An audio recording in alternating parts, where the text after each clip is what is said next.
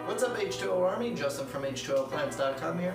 Today we're going to be doing another tank update. This time it's going to be on my high-tech stem plant tank, and we're going to be talking about the China marked moth and the larvae and what it can mean for your planted tank. Alright guys, so this is the stem plant tank, and what I want to show you is a couple different stem plants.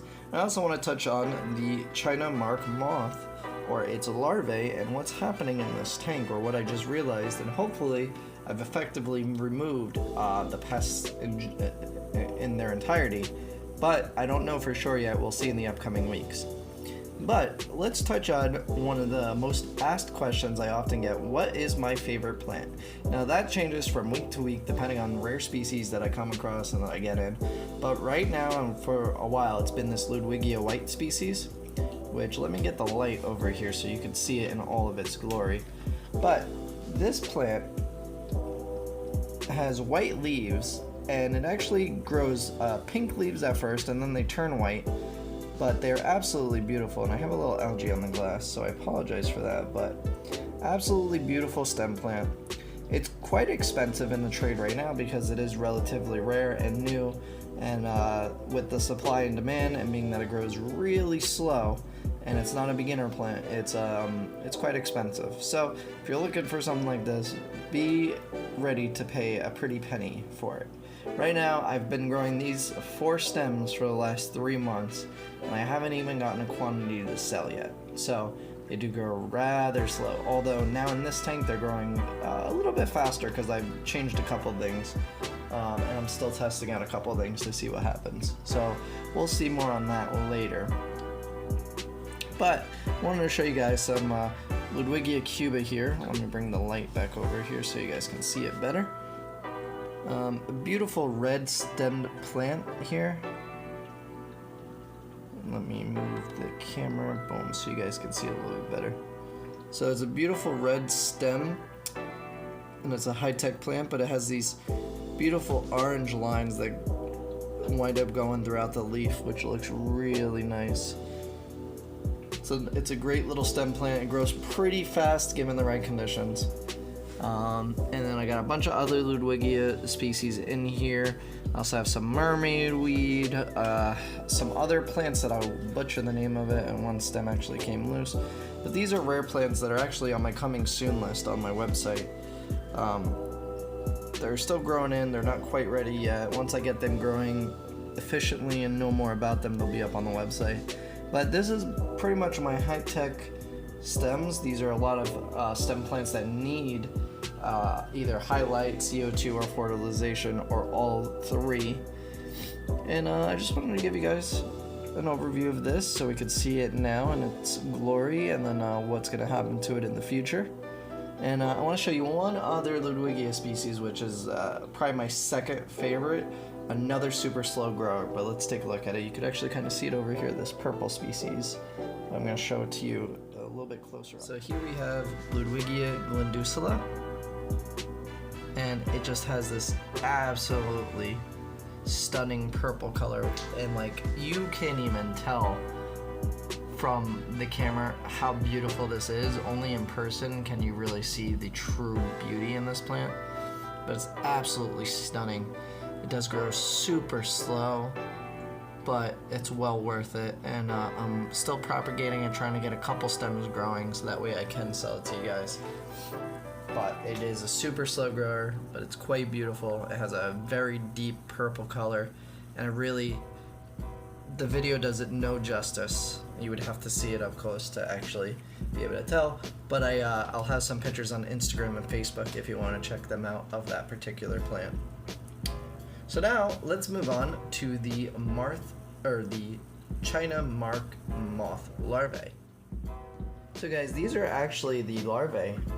Hey guys, I know in the video section right here I'm going to mention that I was going to ship out orders after I picked these guys off and make sure that there was none of them inside of the orders, but I've decided I'm going to hold back about a week and make sure that they are all gone before I ship out any orders. For those of you that don't want them in your tank, I don't want you to have any issue in the future. So yeah, just take a look at your email to see if you got an email from me stating that your order is going to be delayed. If If you have any issues, please email me back and let me know. Thanks. And what they do is they take leaves that they chop up with their teeth.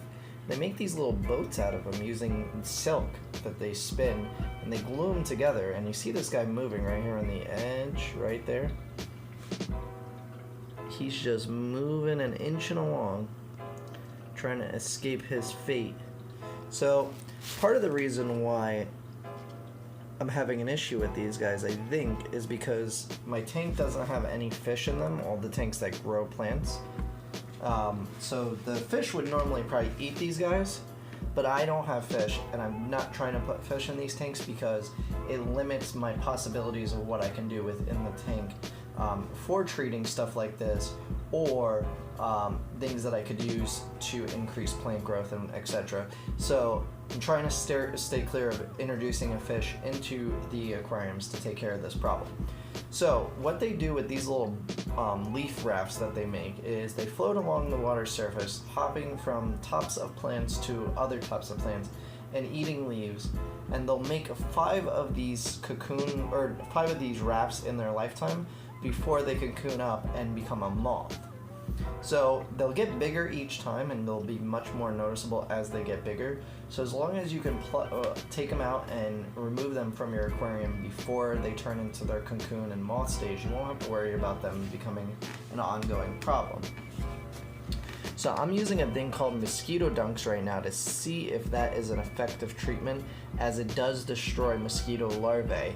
And I don't know if it's going to destroy this larvae, but we'll see. It does, the active ingredient, which I will butcher if I try to say, but the active ingredient inside the mosquito dunks is the same type that is effective against these moth larvae.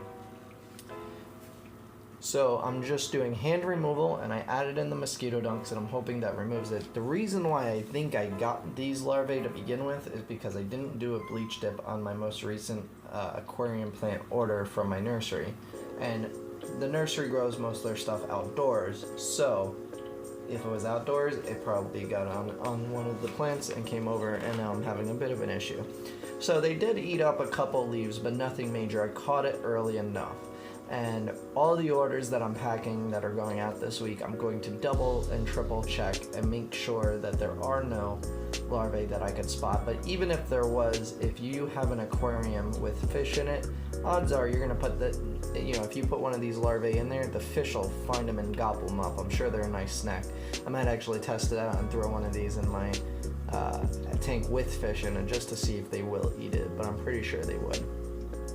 So if you guys have dealt with these, if you're from the south, which I imagine you probably have known about these for a while now, because they are known for destroying lilies, and if you live in another country that's tropical, I'm sure you've also seen these. Leave me a comment below if you know how to effectively treat these guys, or if there's a special remedy that I could do that will effectively remove them and I won't have to worry about it. I did want to do a other type of insecticide in the tanks, but because of the warnings on them and that they're mainly for outdoor use, I don't feel safe using them in an aquarium indoors, especially with a child running about and a dog and a cat. Who knows what could happen? I don't want to risk it. If I have to just manually remove them, that's what I'm gonna do. But if you know of a better way, let me know. And if you have any questions, I'll answer them. So leave a question below. Be sure to like and follow if you're on Facebook, and if you're watching this on YouTube, be sure to subscribe if you're new.